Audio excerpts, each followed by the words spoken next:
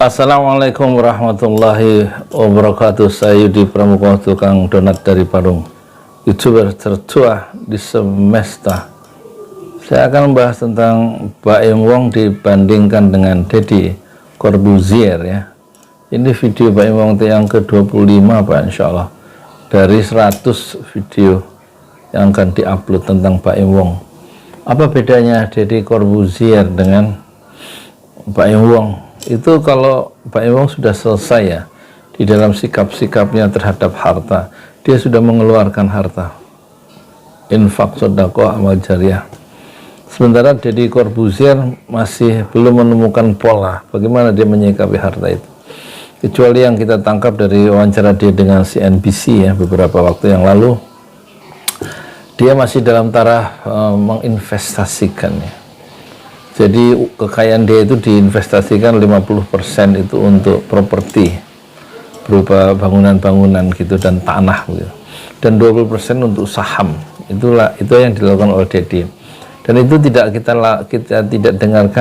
tidak dengar ya soal investasi tanah dan properti dan saham itu dari celah-celah bibir Baim Wong.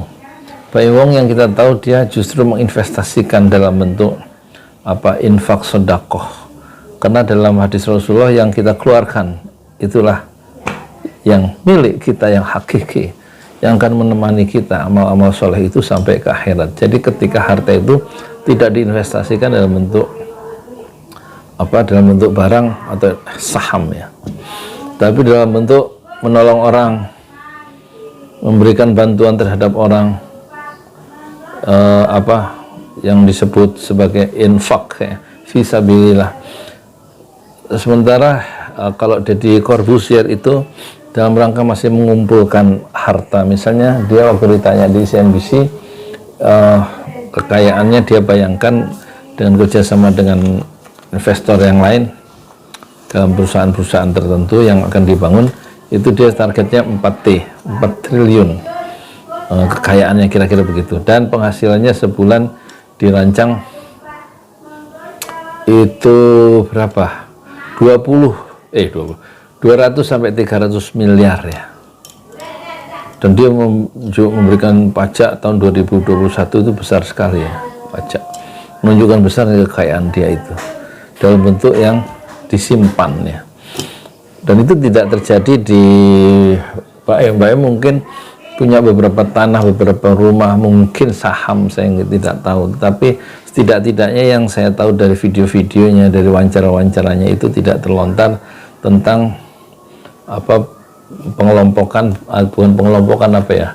tentang pembagian untuk investasi itu, untuk saham berapa, untuk rumah berapa. Kalau Deddy kan dia jelas di CNBC wawancara Just 10 Minutes itu dalam program hanya wawancara 10 menit yang kelihatannya wawancaranya sudah dipersiapkan pertanyaan-pertanyaannya oleh wartawan CNBC yang tidak kelihatan, tapi kelihatan dari nadanya wartawan itu begitu kaku melontarkan pertanyaan-pertanyaan yang kelihatannya pertanyaan itu sudah disetting, didesain antara Deddy dengan pihak CNBC ya.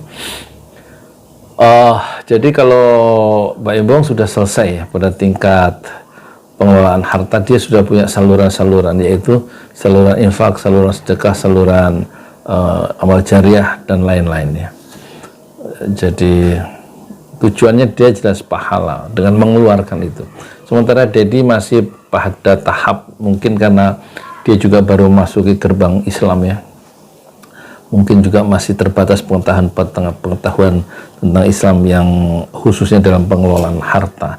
Harta itu kalau menurut perspektif Budi Azhari, harta itu mal bahasa Arab itu mail itu artinya condong ya, condong, bisa condong dari kebenaran ya.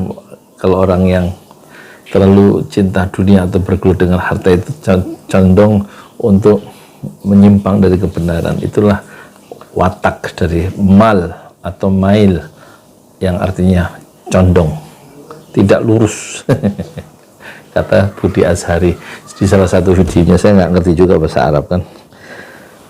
Tetapi kalau Umar bin Khattab itu sudah selesai dengan hartanya. Ketika dia terlambat sholat asar berjamaah pada rakaat pertama karena ngurusi masyarakat sebagai presiden di kawasan Madinah Al-Munawwarah itu, di negara Madinah, terlambat sholat asar berjamaah, hanya 1 rakaat terlambatnya, dia masbuk menyusul sholat jamaah.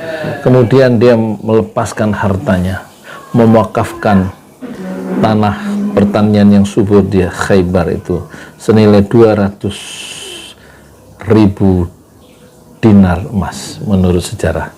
Kalau 1 dinar itu 2 juta, berarti 200.000 dinar itu artinya 200.000 kali 2 juta, artinya 400 miliar dia sedekahkan, dia wakafkan ya. Propertinya itu gara-gara terlambat sholat asar berjamaah.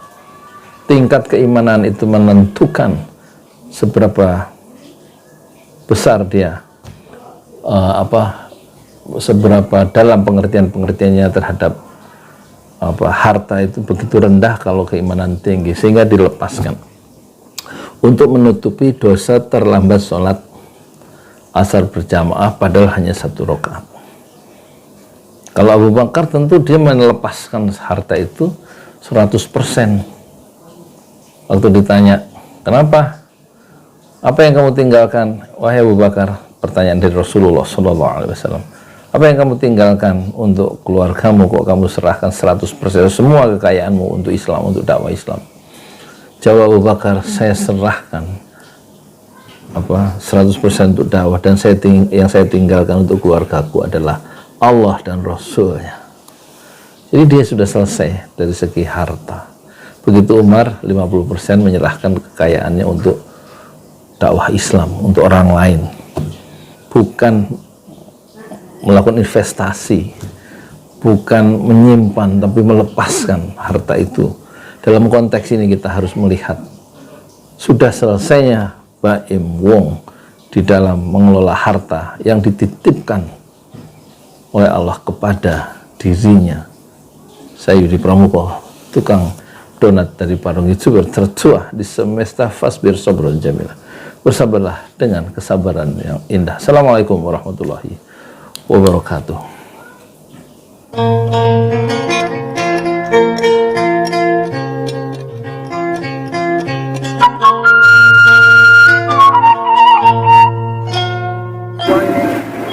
Kang Cor tertua. Yes, Kang Cor tertua ini. Gak ada sedunia. Lagi pancas saya, Pak. Pakai yes. Maksudnya apa yes? Lagi, Pak. Hasan, lagi. Yes. Oke, Pak. Yes. Oke.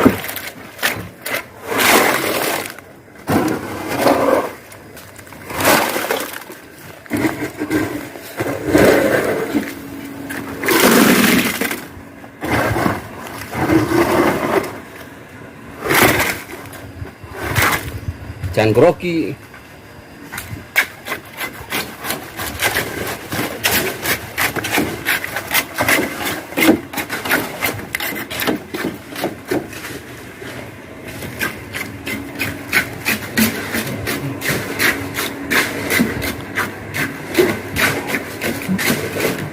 Hari ke-102 pembangunan Masjid 6 Syuhada Pesantren Tahfiz Jalali di atas tanah wakaf 120 meter dari Haji Parama Arta,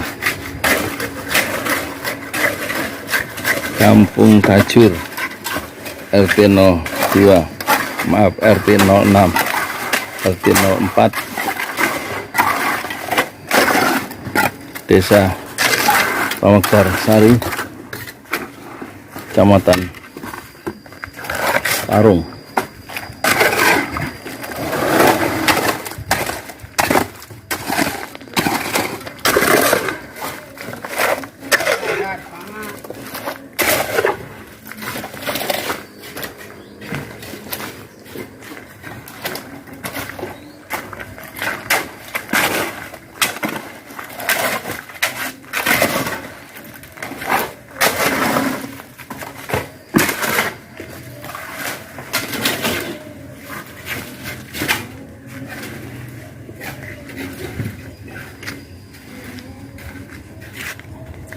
Ini bikin lubang baru berapa? 1, 2, 3 Pak.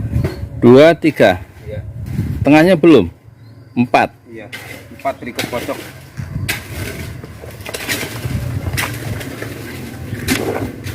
Ini jalan ada 3 meter lebih Pak ya? Lebih.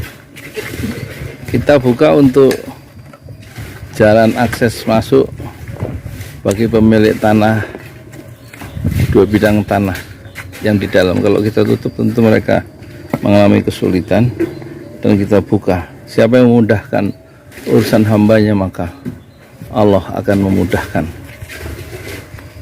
urusan dia di akhirat.